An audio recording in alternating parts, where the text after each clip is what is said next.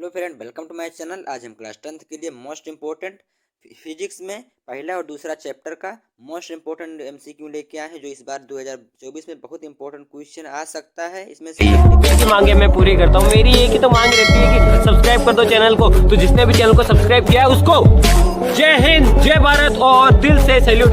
ये इस तरीके का सैल्यूट। जिन्होंने सब्सक्राइब कर रखा है और जिन्होंने नहीं किया है कर दो यार, आज सब्सक्राइब कर दो यार। परिपथ में दो बिंदुओं के बीच विभवांतर को बनाए रखने के लिए कौन सा यंत्र प्रयोग में लाया जाता है? परिपथ या धारा या फिर तार या फिर सेल। दो बिंदुओं के बीच विभवांतर को बनाए रखने के लिए कौन सा यंत्र प्रयोग में लाया जाता है? तो सेल को लाया जाता है। विद्युत परिपथ किससे मिलकर बनता है? प्लग और कुंजी से, या सेल अथवा एक बैटरी से, या फिर विद्युत अव्यय तथा संयोजी तार से, या उपरोक्त में सभी से। तो विद्युत परिपथ किससे मिलकर बनता है? उपरोक्त में सभी, यानी तीनों चाहिए इसमें से। कौन सा नियम विभवांतर तथा विद्युत धारा के बीच संबंध दर्शाता है? फैराडे का नियम, या आरस्टेड का नियम, या ओम का नियम, या न्यूटन का नियम।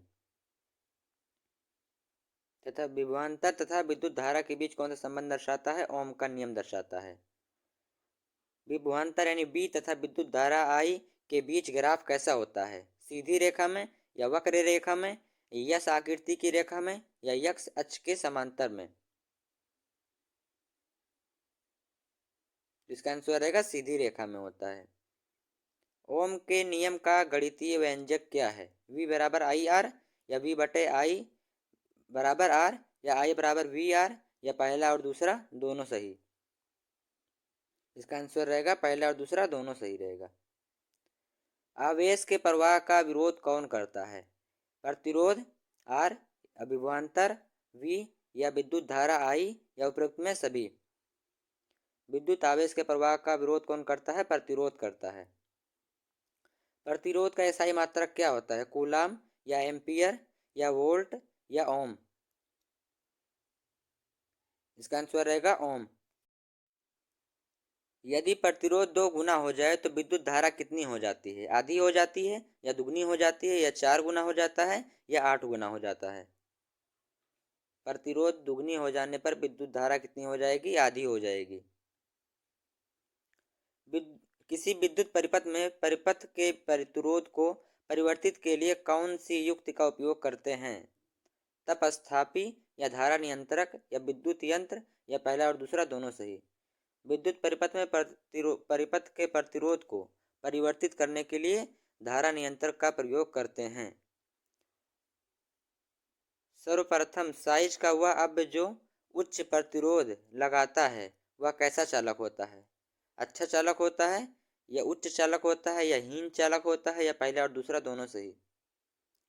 सर्वसम साइज का वह अव्यय जो उच्च प्रतिरोध को लगाता है हीन चालक होता है।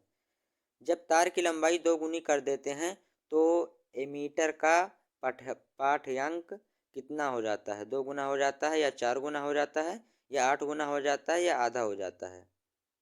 तार की लंबाई दोगुनी कर देने पर आधा हो जाता है।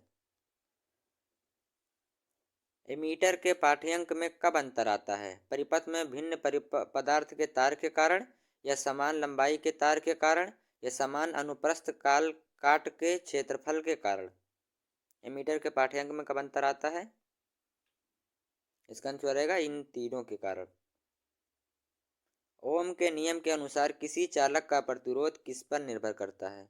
चालक की लंबाई पर, या अनुप्रस्थ काट के क्षेत्रफल पर, या पदार्थ की प्रकृति पर, या उपरोक्त में सभी पर। ओम के नियम के अनुसार किसी चालक का प्रतिरोध किस पर निर्भर करता है? जिसका आंसर रहेगा उपरोक्त में सभी। आर प्रतिरोध, एल लंबाई तथा ए के बीच निम्नलिखित में से कौन सा संबंध सही है? नोट: P बराबर प्रतिरोधकता, ए बराबर आर बटा एल, या पार्श्वक्रम, या इन दोनों सही, या इनमें से कोई नहीं। इसका आंसर रहेगा पार्श्वक्रम में। विद्युत आवेश के प्रवाह के दर को क्या कहते हैं? तो विद्युत आवेश के प्रवाह को दर को क्या कहते हैं? विद्युत धारा कहते हैं। इसमें वायु धारा गलत रहेगा, जल धारा गलत रहेगा तथा रासायनिक धारा गलत रहेगा। इसमें विद्युत धारा सही रहेगा। विद्युत आवेश के प्रवाह के दर को विद्युत धारा कहते हैं। ये क्वेश्चन रिपीट हो गया है। अगर आपको किसी भी सब्जेक्ट का चाहिए क्वेश्चन MCQ चैप्टर वाइज हमारे चैनल के अंदर सभी वीडियो बनाए गए हैं, आप जाके देखिए, चैनल को सब्सक्राइब कीजिए। विद्युत परिपथ क्या है? विद्युत धारा का सतत व बंद परिपथ है, या विद्युत धारा का खुला पथ है, या पहला और दूसरा दोनों सही है, या इनमें से कोई नहीं। विद्युत धारा के सतत व बंद पथ को विद्युत परिपथ कहते हैं। विद्युत धारा के प्रवाह की दिशा किस प्रकार ज्ञात की जाती है? इलेक्ट्रॉनों के बहने की दिशा के विपरीत, या धनात्मक आवेश के बहने की दिशा में, या इलेक्ट्रॉनों के बहने की दिशा में। तो विद्युत धारा के प्रवाह की दिशा किस प्रकार से की जाती है? पहला और दूसरा दोनों सही रहेगा। विद्युत धारा के लिए गणितीय व्यंजक क्या है? नोट: Q बराबर आवेश, T बराबर समय यानी सेकंड में, I बराबर Q इंटू टी, I बराबर Q बटे टी, या I बराबर Q प्लस टी, या I बराबर Q माइनस टी। इसका आंसर रहेगा I बराबर Q बटा टी। विद्युत आवेश का एक एसआई मात्रक क्या होता है? कूलाम, या वोल्ट, या ओम, या मीटर। तो विद्युत आवेश का एसआई मात्रक कूलाम होता है। इसे सी से लिखते हैं। एक इलेक्ट्रॉन पर कितना आवेश होता है? 1.6 गुणा 10⁻18 कूलाम, या फिर 6 गुणा 10⁻18 कूलाम, या 1.6 गुणा 10⁻19 कूलाम, या 1.2 इंटू 10⁻19 कूलाम, या 1.2 इंटू 10⁻18 कूलाम। इसका आंसर है 1.10 गुणा 10⁻19 कूलाम। विद्युत धारा का एसआई मात्रक क्या है? तो विद्युत धारा का एसआई मात्रक कूलाम, या वोल्ट, या ओम, या एम्पियर। इसका आंसर रहेगा एम्पियर रहेगा विद्युत धारा का एसआई मात्रक। सब्सक्राइब करो पहले, हाँ जल्दी करो, मुझे पता है कि आप लोग नहीं करते, वीडियो देखते हो लेकिन सब्सक्राइब नहीं करते। ये लाल कलर का बटन नहीं से दबाओ, जल्दी दबाओ, जल्दी दबाओ, फिर मैं शुरू करूँ। दबा दो जल्दी, दबा दिया, घंटी भी दबा देना, ठीक है? कर दो भाई। एक माइक्रो एम्पियर में कितने एम्पियर होते हैं?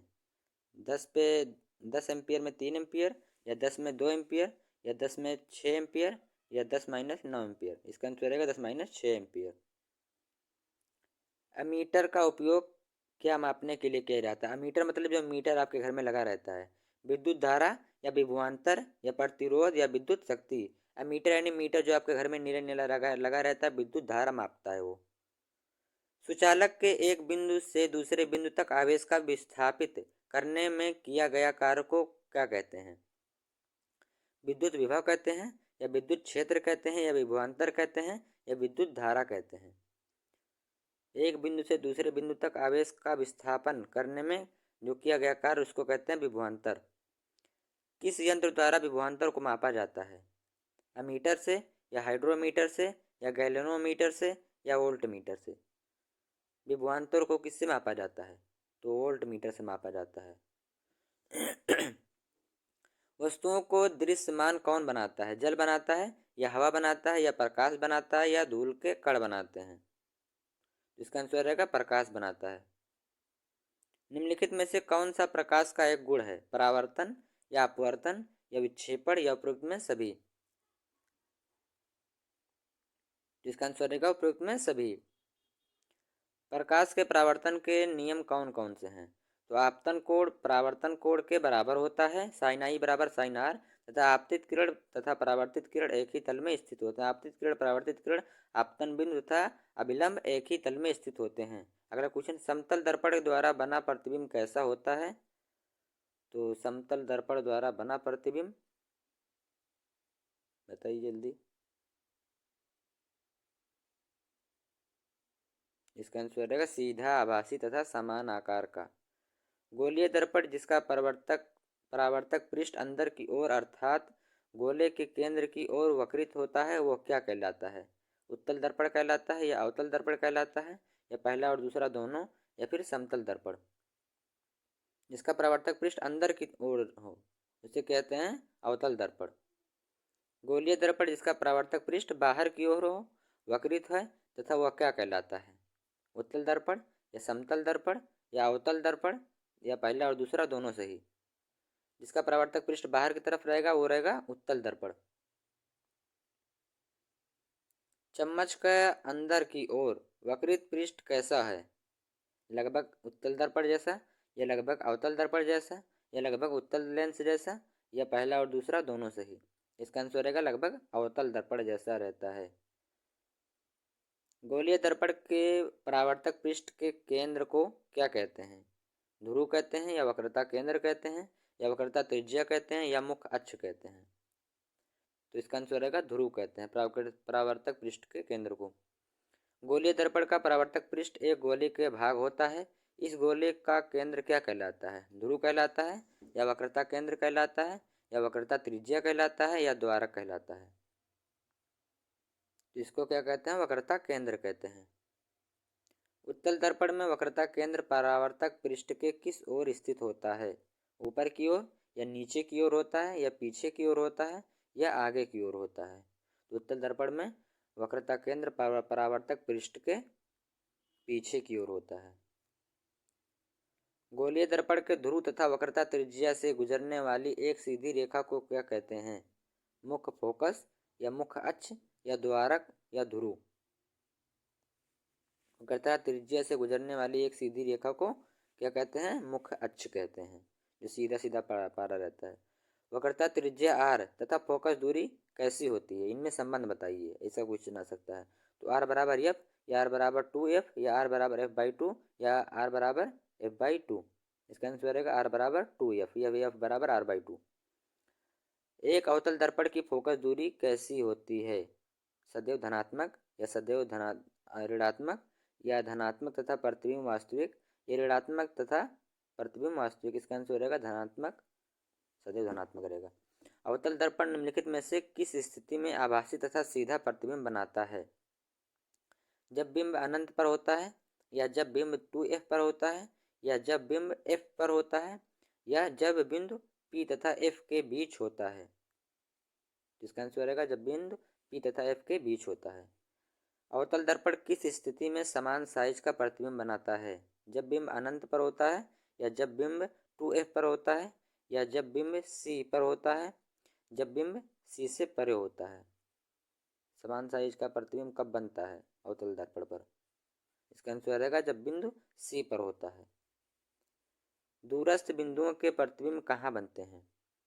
ध्रुव यानी P पर बनते हैं या वक्रता केंद्र C पर बनते हैं या फोकस यानी F पर बनते हैं तथा F तथा C के बीच। इसका आंसर रहेगा फोकस पर बनते हैं, F पर बनते हैं।